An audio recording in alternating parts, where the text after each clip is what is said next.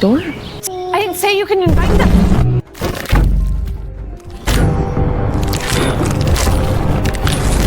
The young nanny discovered a huge abscess appearing on the child's face. She was startled by the scene before her eyes and quickly said that now was not the time to play games. To her surprise, the children gradually approached. Their eyes were vacant, and their movements were perfectly synchronized, just like puppets controlled by silk threads. Children with eerie movements, a playground that moves at will. The young nanny realized she had fallen into a dangerous trap. The young girl, Sasha, lives in a poor but loving family. In order to collect tuition for university and ease her father's burden, she found a high-paying nanny job. The generous hourly wage offered by the employer made Sasha feel wonderful. Little did she know that in a luxury community several kilometers away, another nanny was fleeing in panic, clutching her injured stomach. She ran too fast and was tripped by a tree branch. She hurriedly tried to pick up her fallen backpack. A group of children kept spinning the playground equipment, and the nanny's leg was snapped by a pillar, eventually leading to her death from blood loss. The nearby children seemed to feel the fun was over and soon left the corpse behind as if nothing had happened. With a shift in the scene, Sasha did not know what kind of fate she was facing. She took her brother's car to the suburbs of Canada. Inside a heavily guarded mansion, before parting, her brother exhorted her, "We are mowing the lawn in the nearby park. If you encounter any trouble, you can call me immediately." With an excited heart, Sasha knocked on the door of her employer, Mrs. Michael. The other woman was dressed in golf attire, seemingly about to go out. Sasha's main task today was to take care of her young daughter, Ziri. Michael left Ziri's tablet for Sasha and warned her not to let the child watch anything violent. Also, they must stay indoors, and she must never let Ziri eat sugar because her stomach is quite sensitive. After saying this, she prepared to go out to exercise. Sasha prepared to see the lady out and accidentally saw Winscott's graduation certificate posted on the wall. She mentioned with surprise that she had just been admitted last year and was about to go to Winscott for pre-med. Unexpectedly, Mrs. Michael stopped her pace and said something profound. "Throw away your dream. This place can protect you." Sasha naturally wanted to enroll as soon as possible, but to save enough tuition, she had to defer for a year. Michael stated that she had a good friend who happened to be in charge of a scholarship program and would be happy to put in a good word for Sasha. Sasha was naturally extremely grateful. She has an anxious, intense personality, is exceptionally cautious about this job, and wanted to do her best to take care of Ziri. The little girl is very precocious. Her parents' relationship is cold and alienated, and she complained that her mom and dad were rarely at home. A few short sentences won Sasha over. Sasha couldn't bear to refuse a little girl's request and could only agree to take her to the park once, but they had to return as soon as they found the lost toy. The two soon arrived at the park in the community. Ziri was curious about why the merry-go-round had been dismantled. She pulled Sasha into the public playground and immediately changed her mind, asking to stay and play for a few minutes. Sasha helplessly agreed to give Ziri 10 minutes or so, saying they would meet at the bench later. Sasha sent a message to Mrs. Michael to say they were safe. When she came to her senses, she found that there were only children in the park. The nanny's bags and clothes were clearly scattered around, but they were nowhere to be seen. Sasha picked up a piece of letter paper from the ground, which read, "To Rosa, the world's #1 nanny," decorated with a small heart. It looked like a letter written by a child to a nanny. But where did that nanny named Rosa go? Sasha instinctively felt something was wrong with this place and hurried to the slide to call Ziri home. Sasha watched with her own eyes as Ziri crawled into the slide and disappeared into thin air. Her heart immediately panicked, so she searched everywhere in the park for the girl. Sasha accidentally saw a Barbie doll hanging in the air, covered in disgusting mucus, looking very much like the toy Ziri was looking for. Sasha grabbed a passing little girl and asked if she had seen Ziri. To her surprise, there was a large yellow abscess on the girl's face. These children's eyes were vacant, all their movements were synchronized, and they stared dead at Sasha, approaching step by step. In an instant, they surrounded her. Sasha could no longer care about finding Ziri. She quickly got up to get away from the playground. Startled, the children returned to normal and continued to play on the equipment. Sasha suddenly received a text message allegedly from Ziri, which read, "I'm scared. Come save me." She immediately asked where she was, but Ziri said she was lost and then sent a voice message. Sasha didn't want to lose the employer's child on her first day of work, so she had to brace herself and go to the playground to find her. As an adult, there was no need to be afraid of children. Ziri's voice came faintly from the flower pavilion, but when Sasha ran over, no one was there. Before she could speak, Sasha was dragged down by someone. Those eerie children instantly returned to normal, as if nothing had happened just now. A cleaner dragged Sasha away, hurriedly. Sasha wanted to ask more, but she saw Ziri suddenly run out. Ignoring the cleaner's advice, she quickly ran to the girl's side to check. Fortunately, Ziri was not injured, but she didn't remember exactly what had happened. Sasha quickly took the girl home and temporarily settled her on the sofa. To her surprise, in the blink of an eye, Ziri was in the yard, but the gate was clearly locked. A small child couldn't possibly reach the lock. Ziri nervously asked Sasha if she would come tomorrow and threatened, "If you don't come to play with me tomorrow, I'll tell Mom you lost me at the playground." Sasha was stunned. How was this being blamed on her? It was clearly you who ran to an empty place to play without permission. However, Ziri's attitude changed abruptly. Sasha wondered what she meant by "just like the others." She couldn't help but take out the letter written to the nanny. Could it be that Rosa in the letter had met with an accident? Just then, Mrs. Michael sent a text asking about Ziri's performance. Sasha stepped aside to reply, telling Michael that everything was fine. However, in the next second, Ziri ran over saying she felt unwell. Sasha carried her to the island counter for an examination and found that an abscess had also appeared on the girl's chin. She quickly took out the first aid kit to peel off the scab that was about to fall off. Sasha wanted to squeeze out the pus, but Ziri kept resisting. Seeing Michael calling, Sasha couldn't let the employer see her daughter injured, so she found gauze to treat the wound. To her surprise, the coin-sized wound disappeared into thin air. Sasha was originally worried that Mrs. Michael had returned, but looking at the monitor, she found it was just Boy Scouts. She breathed a sigh of relief and intended to ignore them, but the people outside began to bang on the door frantically. With her previous experience of the playground, Sasha didn't think children were harmless. She quickly made the girl hide back in her room and then called her brother for help. Sasha felt the park was very strange, but her brother thought she was overthinking. They were just a group of spoiled rich kids. Moreover, he was mowing the lawn right next to the playground and didn't see anything wrong. Finally, the brother promised to pick her up as soon as he finished. Before his voice faded, the phone signal fluctuated sharply and then disconnected completely. When Sasha came to her senses, she realized that at some point, several children had run into the courtyard. Sasha was truly frustrated. The gate was closed properly. How did these children get in? Sasha couldn't understand what was going on and quickly pulled Ziri out of the ball pit, preparing to take her back to the room. To her surprise, as an adult, she actually couldn't pull Ziri. Instead, she was tugged by the little girl and stumbled, breaking her nose. In the next second, Ziri put a rope around Sasha's neck. Several children worked together to drag her to the edge of the ball pit, then pushed aside the surface balls to reveal a bizarre tunnel. Trying to push Sasha in, she struggled with all her might and managed to break free from these children. Unexpectedly, Ziri kicked Sasha down. This kind of strength was definitely not something an ordinary child could explode. She hurriedly picked up the scissors on the ground and stabbed Ziri without a word. Sasha crawled and scrambled, preparing to escape, but bumped into Michael,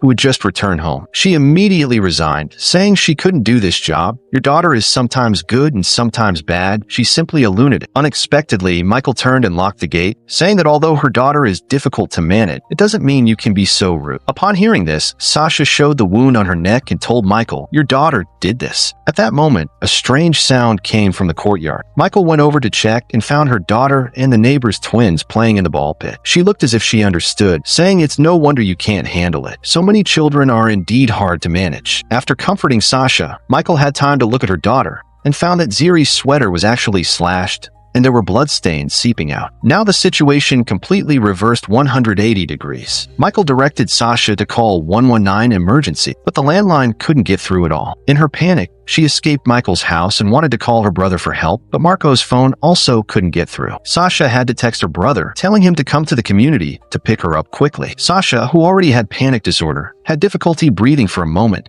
and wanted to look through her backpack for pills. Instead, she found a candy her father had tucked in before he left, with a small note attached. The scene shifts back to the brother, Marco. He and his friend were indeed doing lawn mowing work nearby. The two were chatting happily when Sasha ran over with a panicked face, blood on her face and clothes. She didn't have time to explain much and told the two men to get in the car first. When the two men heard that Sasha had actually stabbed a child, they didn't know what to say for a moment. In fact, unless one witnessed the situation personally, no one would believe a child almost killed Sasha. So Marco thought his sister's behavior was very excessive. How dare she hurt an employer's child? What if they call the police to arrest you? Do you think the law will favor an adult? Or do you think our family can afford a lawyer? Sasha resented her brother for not believing her words and was about to have a big fight with him. Unexpectedly, Marco took out a passbook from the glove box. It turned out that ever since his sister was admitted to university, Marco had saved every penny he earned into a savings account under Sasha's name. hoping his sister could have a better life. Marco told his sister to stay in the car while he and his friend packed up the tools and left. Sasha accidentally saw the park not far away. Those children suddenly froze in place again. Most bizarrely, in just a few seconds, the entire playground began to sink and slowly submerged into the ground. All the previous children also disappeared with it. Marco finally realized the situation was wrong and wanted his friend to get in the car quickly, but in the next second, the ground began to vibrate frantically. His friend accidentally fell to the ground, and then the playground equipment rose from the ground, growing directly out of the earth like big trees. His friend was trapped in the middle of these equipments. A piece of equipment that suddenly popped up pierced through his chest. Marco ran over to save him, trying not to step on glass shards and hurt his feet. He ignored the pain and rushed to his friend's side, but his friend was sucked away by the slide tunnel. Marco was also bold and immediately crawled in. Unexpectedly, the interior of the tunnel was a different world, like a passage to another realm. Just then, a child slowly crawled out. Seeing the little girl getting closer and closer, Marco was startled and wanted to escape, but his hands and feet were stuck by green mucus. At the critical moment, Sasha tried her best to pull her brother out, wanting to take Marco and leave quickly. But Marco and his friend were childhood best friends. He was unwilling to leave his friend's body behind and run. And how were they going to explain to the police and his friend's family? No one would believe such words. Just then, a child's voice suddenly came from the empty swing. Marco, Marco, Marco. Sasha was dragged into the bottomless slide and disappeared in the blink of an eye. Marco was frantic and tried to call his sister, but at the critical moment, his phone ran out of battery. Just as he didn't know what to do, a woman who was exercising passed by. Marco cautiously borrowed a phone from her, but the woman suddenly took out her phone to make a call, obviously treating Marco as a suspicious person and wanting to contact the police. Marco had no choice but to bend down and pretend to be mowing the lawn. Seeing he was a landscaper, the woman put down her phone and left. The confused Marco returned to the car, took off his shoes with glass in them, and prepared to simply treat the wound. Just then, an old man pushing a small cart passed by. Marco suddenly remembered that his sister had mentioned a cleaner pushing a small red cart. Would that person know the secret of this playground? Marco felt reassured and immediately went to find that cleaner. On the way, he also encountered a jumping boy. Marco worried about scaring the child and continued to pretend to be mowing, not noticing the suspicious marks on the boy's head. Marco found the place where the cleaner worked based on the characteristic of the red cart and asked him what was going on with the playground. Upon hearing this, the cleaner unfolded a map and explained that this land is like a living organism. The playground is its mouth for devouring prey, and those children are the workers of the hive. Once they are infected, they lose themselves, share consciousness, follow the hive's instructions, and trap and kill outsiders, forming a symbiotic hunting network. After the killing, the children return to normal, completely unaware of what happened before. When one trap disappears, another will pop up. This organism itself is like a nest, an underground tunnel system. Therefore, a tunnel would inexplicably appear in Ziri's courtyard. As the cleaner said before, it specifically devours nannies, mowers, gardeners, and maids. This passage both tells the rules of the monster devouring prey and serves as a metaphor for the plight of migrant workers. The cleaning woman took Marco to a room where many photos were displayed on the table. These were all the people devoured by the monster. The woman had been working in this community for decades,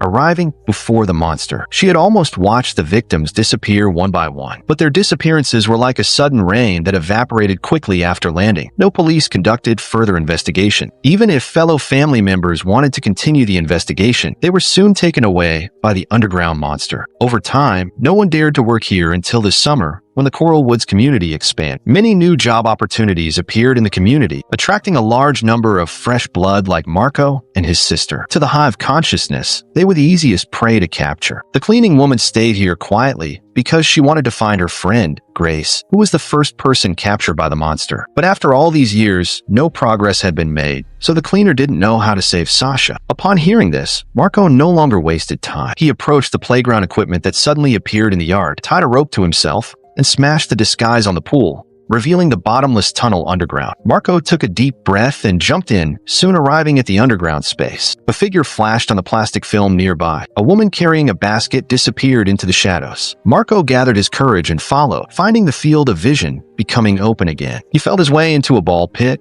and found that the corpses here were all like robots, preparing new traps underground. Further in, a pool filled with unknown liquid appeared. The liquid inside was similar to the monster's gastric acid, which can digest the food swallowed into the stomach. Marco stepped on the debris floating on top and successfully climbed to the opposite side of the pool. Before long, he found his sister. Sasha was inside assembling Barbie doll, but no matter what Marco said, she turned a deaf ear. There must be something that can wake his sister up. The anxious Marco searched the backpack and found the candy left for his sister by their father. Those candies actually melted the playground equipment and fell beside Sasha. She inadvertently picked up a candy and put it in her mouth, then fell to the ground twitching. Sasha let out a breath of turbid air and recovered after a few coughs. No wonder Michael said not to give her daughter candy. Turns out the monster's toxin cannot withstand the shock of sugar. Without delay, the two left immediately. Marco led his sister out in the direction of the row. Just as they finished speaking, a large group of children gathered. Marco told Sasha to hide first while he took out the candy and grab a nail plate. Sasha warned the children not to approach, but these children had already been controlled by the Hive consciousness. They instantly took away Marco's candy and weapons. At the same time, Sasha found a person hanging on a horizontal bar, his limbs shackled by iron chain, moving constantly like a marionette. If you observe closely,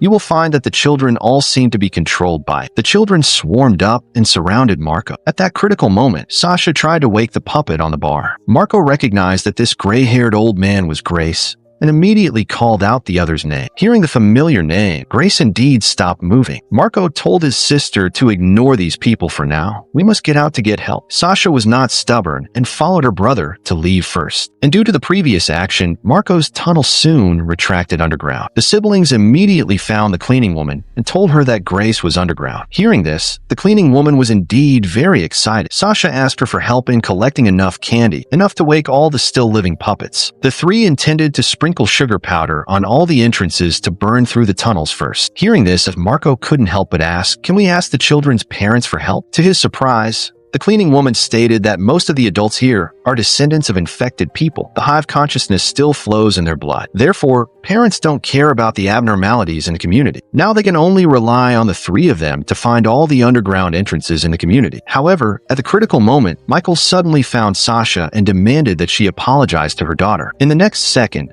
Ziri grabbed Sasha's sugar powder bucket. Michael also began to twitch all over. The cleaning woman was right. The adults here are all infected too. They tilted their heads and slowly approached Sasha, soon surrounding her. They swarmed up and pulled hard on Sasha's clothes, trying to drag her to the ground. At this thousandth of a second, Marco sprinkled a handful of sugar powder, and all the infected people fell to the ground. Marco grabbed his sister and ran, but in a few seconds, the infected recovered their senses. An infected person lunged over, grabbed Marco, and prepared to drag him onto the seesaw. There were iron nails all over it. If they accidentally hit the body, the consequences could be imagined. Just looking at it, Marco felt a pang of pain. He desperately asked his sister for help. However, Sasha had been strangled from behind by Michael. Ziri approached slowly, holding gardening shears. The siblings looked at each other in despair. In the next second, Marco was pulled under the seesaw. His ankle was completely pierced. Enduring the pain, he shouted to his sister, "Quick, get the herbicide from the car." He meant the one mixed with sugar syrup. Sasha carried the syrup herbicide, shook off the infected, climbed up the slide, and then poured all the liquid from the bucket into it. A large amount of sugar powder corroded the Hive system. Those controlled puppets slowly crawled out of the ground. Parents and children gradually woke up. Grace also reunited with a cleaning woman. This community finally returned to normal. Sasha drove her brother away dashingly, waving her sleeve without taking away a single cloud. The story ends here. Hive jumps out of the traditional dark alley routine, taking daylight horror as its core, transforming bright and dazzling suburban mansions and brightly colored playgrounds into the most suffocating prisons of despair. It creates a dark prophecy about the collective consciousness devouring individuals through an eerie setting of collective child alienation, using the accidental intrusion of the nanny Sasha as a cut. On the surface, it's about unknown creatures devouring humans, but in fact, it reflects this man-eating society's indifference and cruelty toward the immigrant working class. A fresh daylight horror setting, but the horror effect is average and overall relatively flat. Although not a top-tier masterpiece, it walks out with the unique texture of a low-budget horror film.